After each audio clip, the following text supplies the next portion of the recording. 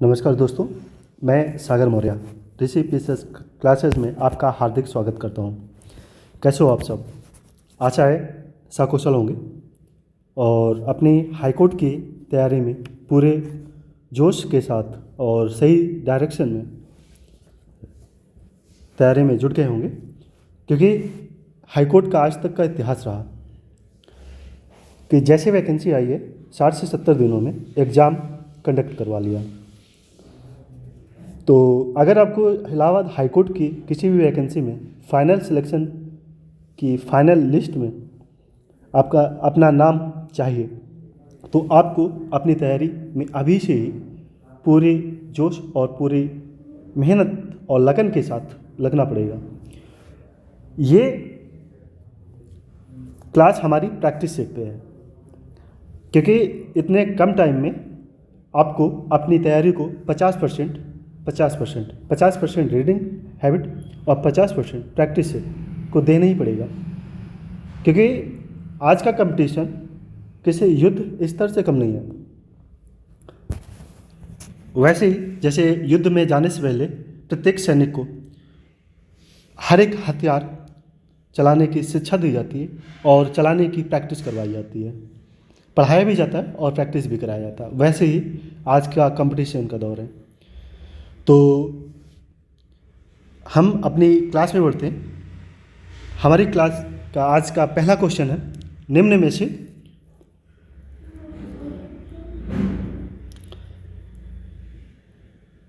कौन सी green house gas नहीं है? ऑप्शन देख लेते हैं, जलवाष्प, मीथेन, कार्बन डाइऑक्साइड और ऑक्सीजन। तो ग्रीन हाउस गैस पहले देखें। ग्रीन हाउस गैस वे गैस है जो भूमंडलीय ऊष्मीकरण को बढ़ावा देती है। इस पे जलवाष्प भी आती है, मीथेन आती है, जलवाष्प, methane, carbon dioxide, nitrous oxide और कार्बन फ्लोरो और ओजोन। और इस क्वेश्चन के हिसाब से देखें तो right option D, oxygen green house gas नहीं है। और दूसरा क्वेश्चन हमारा है डॉप्सन यूनिट। डॉप्सन यूनिट निम्न में से किसको नापता है? ऑप्शन ओजोन परत की मोटाई, और दूसरा ऑप्शन जल में कीटनाशकी प्रदूषण, और तीसरा ऑप्शन है वायुमंडलीय स्तंभ में विलयन सांद्रण। उपरोक्त में से कोई नहीं। तो सही ऑप्शन है ओजोन परत की मोटाई को। नेक्स्ट क्वेश्चन है, भारत सरकार का आपदा प्रबंधन एक्ट किस वर्ष क्रियान्वयन में आया? मतलब कि आपदा प्रबंधन एक्ट किस साल लागू हुआ? ऑप्शन 2001, 2005, 2013, 2006। Right option 2006। अब यहीं पे आपदा प्रबंधन एक्ट के बारे में, आपदा प्रबंधन एक्ट 2005 में लाया गया और 2006 में लागू हुआ। और आपदा प्रबंधन जो है, आपदा प्रबंधन ये गृह मंत्रालय के अधीन कार्य करता है। गृह मंत्रालय के अधीन कार्य करता है। ओके, ये कुछ पॉइंट है जो कभी कभार आपके एग्जाम में बन जाते हैं। तो हम आगे बढ़े अपनी अगली क्लास में। अगला क्वेश्चन, निम्न में से कौन सा सर्वाधिक साधारण प्रकार का कांच है?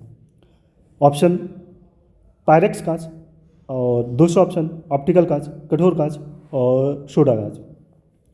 पूछ रहा है सर्वाधिक साधारण प्रकार का कांच। सही होगा सोडा कांच। सोडा कांच को मृदु कांच भी कहते हैं। मृदु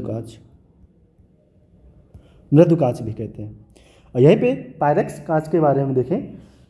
पायरेक्स कांच ये विशिष्ट प्रकार का कांच है और इसे बोरोसिलिकेट कहते हैं। बोरोसिलिकेट।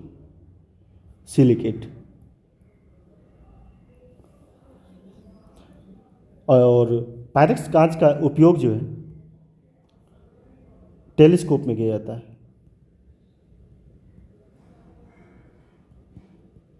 टेलीस्कोप में किया जाता है।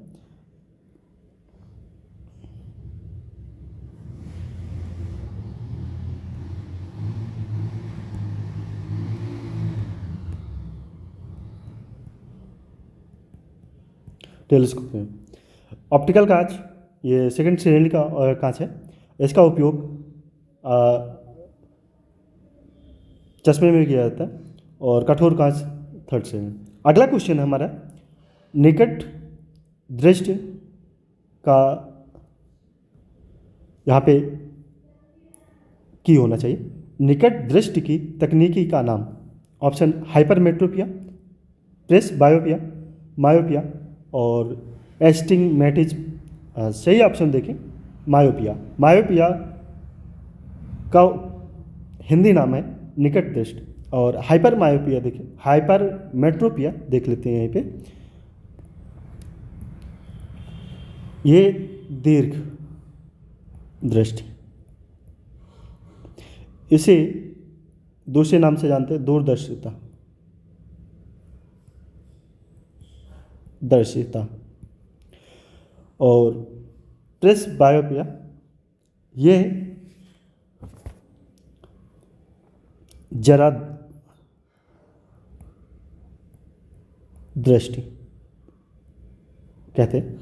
और एस्टिग्मेटिज्म इसको दृष्टि वैमनस्य, दृष्टि वैषमय कहते हैं। ओके, अगली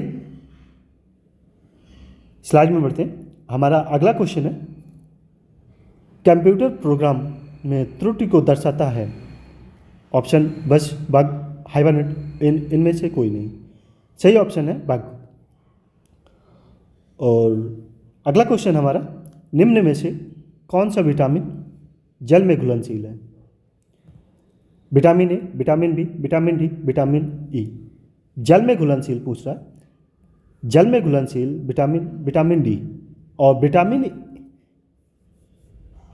ए, बी, सी, ई ये वसा में घुलनशील होते हैं, वसा में घुलनशील।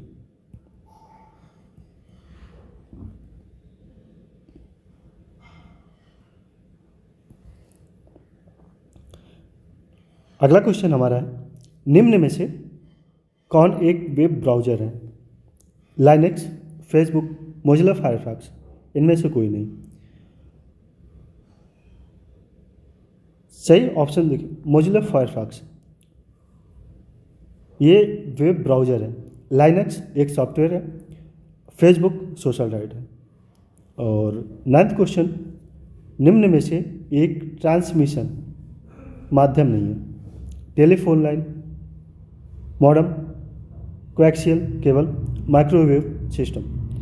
इनमें से सही ऑप्शन मॉडेम, जो ट्रांसमिशन माध्यम नहीं है। अगला क्वेश्चन हमारा है, निम्न में से कौन उच्च स्तरीय भाषा को मशीनी भाषा में बदलती है? ऑप्शन देखें, कंपाइलर, इंटरप्रेटर, असेंबलर, और इनमें से कोई नहीं। सही ऑप्शन कंपाइलर। और अगला क्वेश्चन, निम्न में से किसका प्रयोग करके वेब पेज को बनाया जाता है? ऑप्शन देखें, HTTP, SMTP, FTP, HTML। सही है, ये पूछ रहा है वेब पेज बनाया जाता है HTML का प्रयोग करके।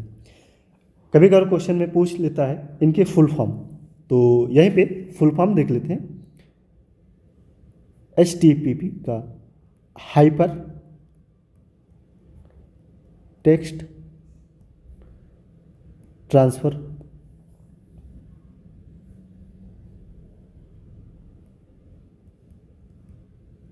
Protocol.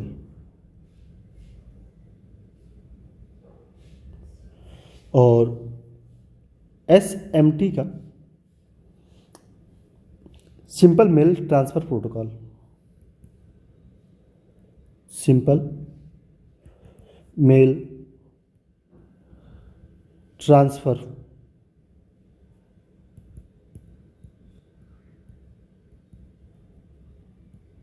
Protocol. FTP file transfer protocol, file transfer protocol. और HTML hypertext markup language, hypertext markup language.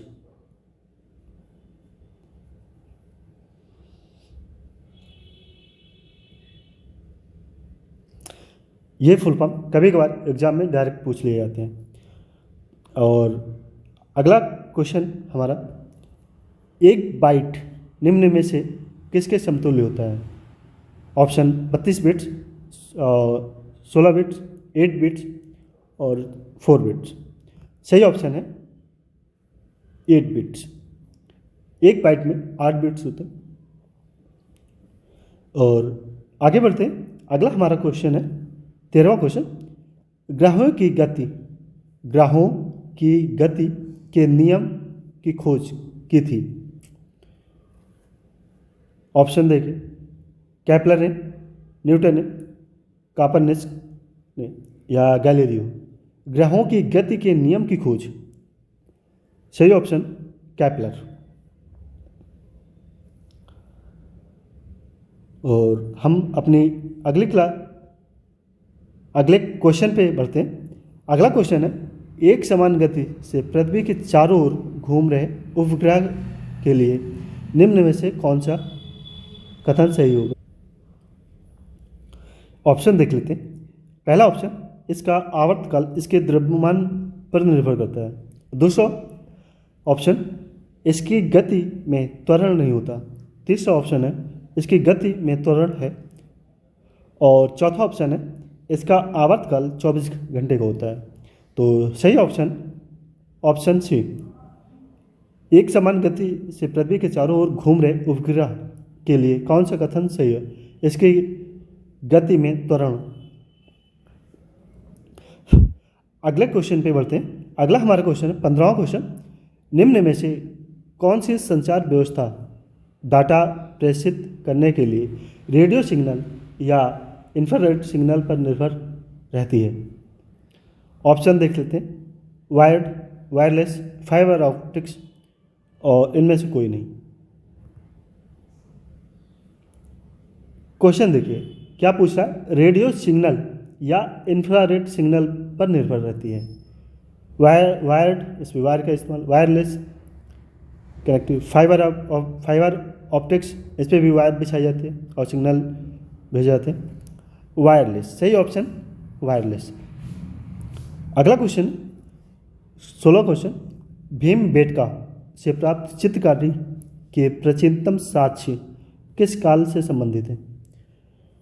तो भीमबेटका इसका ऑप्शन देखिए, पुरा पाषाण काल, मध्य पाषाण काल, नवपाषाण काल। तो देखते हैं कि पूरा ये भीमबेटका ये मध्य प्रदेश के रायसेन जिले में, रायसेन जिला मध्य प्रदेश का प्राचीनतम साक्ष्य, इसको जो मिलना स्टार्ट हुए हैं पूरा पाषाण काल से मध्य पाषाण काल तक। लेकिन सर्वाधिक सबसे ज़्यादा अगर साक्ष्य मिले हैं तो पाषाण काल में जो चित्रकारी के सर्वाधिक साक्ष्य मध्य पाषाण काल के मिले हुए। तो सही ऑप्शन मध्य पाषाण काल। और अगला हमारा क्वेश्चन है 17वां क्वेश्चन, पूर्वी घाट एवं पश्चिमी घाट का मिलन स्थल कौन सा है? ऑप्शन अन्नामुडी, नीलगिरी पर्वत, दोदा बेटा, इनमें से कोई नहीं। सही ऑप्शन नीलगिरी। और अन्नामुडी यहीं पे देख लेते हैं थोड़ा सा ब्रेक। अन्नामुडी ये अन्नामलाई पहाड़ी की सर्वाधिक चोटी, हाईएस्ट पीक जिसको कहते हैं, हाईएस्ट पीक। और डोडा बेटा नीलगिरी की सर्वोच्च चोटी है। और अन्नामुडी जो है दक्षिण भारत की सबसे ऊंची चोटी। और डोडा बेटा नीलगिरी की सर्वाधिक सर्वोच्च चोटी, जो दक्षिण भारत की दूसरी सबसे हाईएस्ट पीक। अगले क्वेश्चन में बढ़ते हैं। अगला क्वेश्चन है, जिला न्यायाधीशों की नियुक्ति किसके द्वारा की जाती है?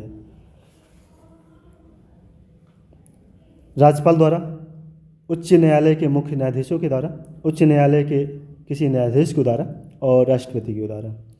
जिला न्यायाधीशों की नियुक्ति राज्यपाल के द्वारा की जाती है।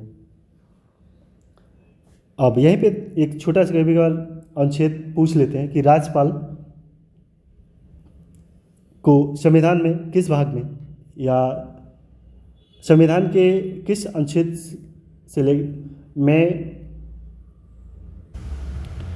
राज्यपाल के बारे में विवरण दिया गया है? ये भाग 6 और अनुच्छेद देखें 153 से लेके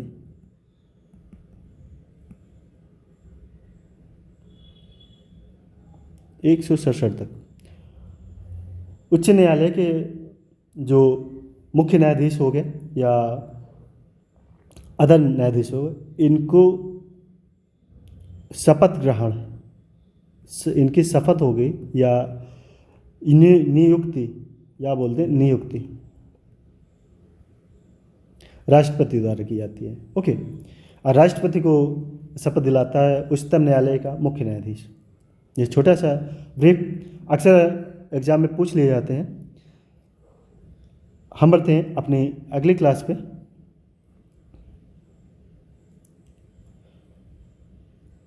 अगले क्वेश्चन पे, किसी वस्तु का भार उस समय न्यूनतम होता है जब उसे रखा जाता है? ऑप्शन उत्तरी ध्रुव पर, और दूसरा ऑप्शन दक्षिणी ध्रुव पर, तीसरा ऑप्शन विषुवत रेखा पर, और चौथा ऑप्शन पृथ्वी के केंद्र पर। तो इस पे देखें, सही ऑप्शन है पृथ्वी के केंद्र पर। और अगला क्वेश्चन, उस तत्व को क्या कहा जाता है जिनमें समान संख्या में प्रोटॉन और भिन्न संख्या में न्यूट्रॉन होते हैं? ऑप्शन समस्थानिक, दूसरा ऑप्शन समावयवी, और तीसरा ऑप्शन संभार प्रवण, और चौथा ऑप्शन अपरूप। तो सही ऑप्शन हमारा समस्थानिक। समस्थानिक जिनकी परमाणु संख्या समान होती है और परमाणु भार अलग अलग होते हैं, उसे समस्थानिक कहते हैं। यहीं पे समावयवी वे यौगिक जिनके अणुभार समान होते हैं और गुणों में भिन्नता होती है। अणुभार समान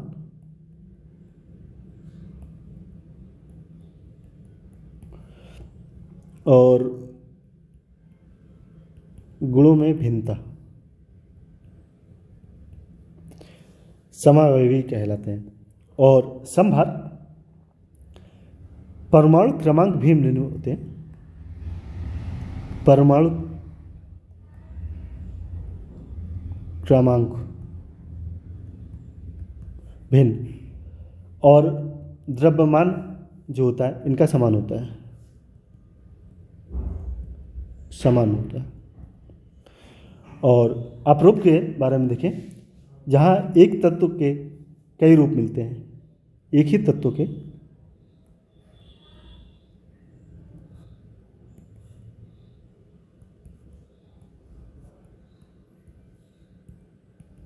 कई रूप मिलते हैं, अपरूप कहलाता है। अगला क्वेश्चन 21वां, वस्तु एवं सेवा कर जीएसटी में किसको शामिल नहीं किया गया? ऑप्शन पेट्रोल, औषधि, कपड़ा, उर्वरक। सही ऑप्शन पेट्रोल।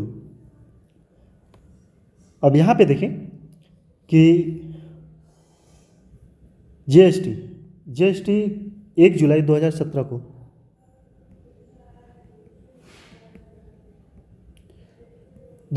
को लागू किया गया था, और ये एक अप्रत्यक्ष कर है।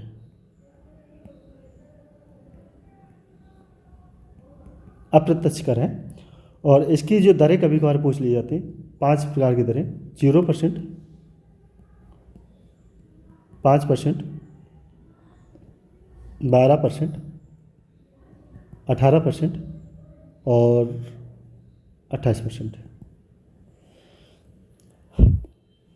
अगला क्वेश्चन, बड़ी बड़े और ठड़ी नाम से सुविख्यात चित्र निम्नलिखित में से चित्रकला के किस शैली से संबंधित है? पहला ऑप्शन मेवाड़ शैली, दूसरा ऑप्शन किशनगढ़ शैली, तीसरा ऑप्शन कोटा शैली और चौथा ऑप्शन बुद्धि शैली। सही ऑप्शन है ऑप्शन बी, किशनगढ़ शैली। ये तीनों शैलियाँ राजस्थान से संबंधित है।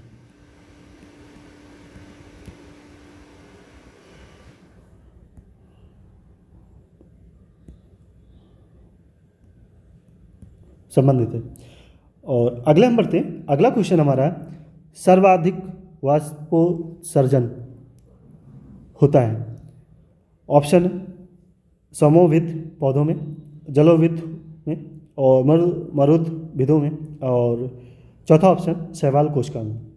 तो इसका सही ऑप्शन मरुदभिद में सर्वाधिक वाष्पोत्सर्जन होता है। और अगला हमारा क्वेश्चन है 24वां क्वेश्चन, पंचायती राज को संवैधानिक स्थिति प्रदान करने की संस्तुति निम्न में से किस कमेटी द्वारा दी गई थी? ऑप्शन ML सिंघवी, बलवंत राय मेहता, राव और चौथा ऑप्शन अशोक मेहता। संवैधानिक दर्जा पूछ रहा है यहाँ पे, स्थिति प्रदान करने की संस्तुति ये अशोक मेहता जी के द्वारा दी गई थी। और अगर पंचायती राज को इस्टेब्लिश करने में या गठित करने में पहली बार बलवंत राय मेहता जी द्वारा दी गई थी।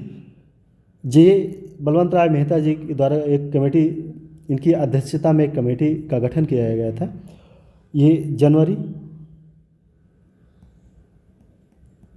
1957 में इन्होंने त्रिस्तरीय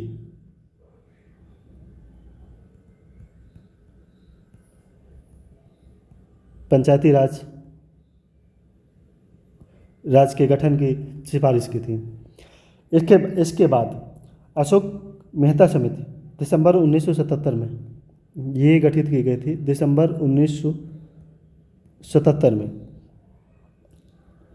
और ये राव समिति गठित की गई थी 1985 में।